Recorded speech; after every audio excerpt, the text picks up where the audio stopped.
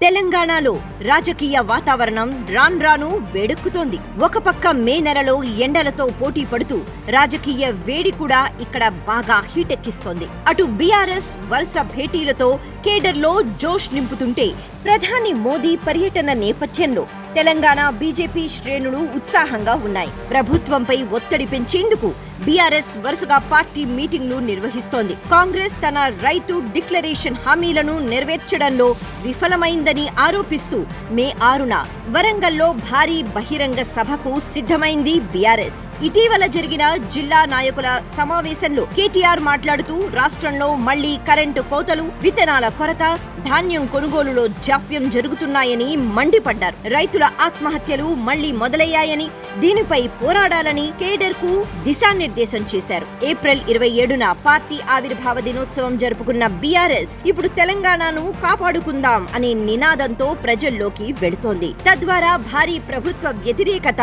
మూటగట్టాలని భావిస్తోంది. ఇక ప్రధాన మోదీ పర్యటన నేపథ్యంలో తెలంగాణ బీజేపీ శ్రేణులు ఉత్సాహంగా ఉన్నాయి. మే 10వ తేదీన నరేంద్ర మోదీ తెలంగాణకు రానున్నారు. సుమారు 8,000 కోట్ల విలువైన అభివృద్ధి పనులకు ఆయన శంకుస్థాపన, ప్రారంభోత్సవాలు చేయనున్నారు. జనాగ్రహ సభ కోసం ముమ్మర ఏర్పాట్లు జరుగుతున్నాయి. సికింద్రాబాద్ పరేడ్ గ్రౌండ్స్ లో భారీ బహిరంగ సభను నిర్వహించేందుకు ప్లాన్ చేస్తోంది బీజేపీ. ఈ సభకు కనీసం 2 లక్షల మందిని తరలించాలని కేంద్ర మంత్రి కిషన్ రెడ్డి రాష్ట్ర నాయకత్వం ఒక లక్ష్యం పెట్టుకుంది. క్షేత్రస్థాయిలో ఆందోళనలు నిర్వహించడంలో భాగంగా ధాన్యం కొనుగోలు కేంద్రాల దగ్గర రైతులు ఎదుర్కొంటున్న సమస్యలపై బీజేపీ కిసాన్ మోర్చా ఇప్పటికే రాష్ట్ర వ్యాప్తంగా నిరసనలకు పిలుపునిచ్చింది. రిజర్వేషన్లు, నియోజకవర్గాల పునర్విభజన వంటి అంశాలపై కాంగ్రెస్ బీజేపీ మధ్య మాటల యుద్ధం నడుస్తోంది. అటు బీఆర్ఎస్, ఇటు బీజేపీ రెండు కూడా రైతుల కష్టాలను ప్రధాన అస్త్రంగా చేసుకుని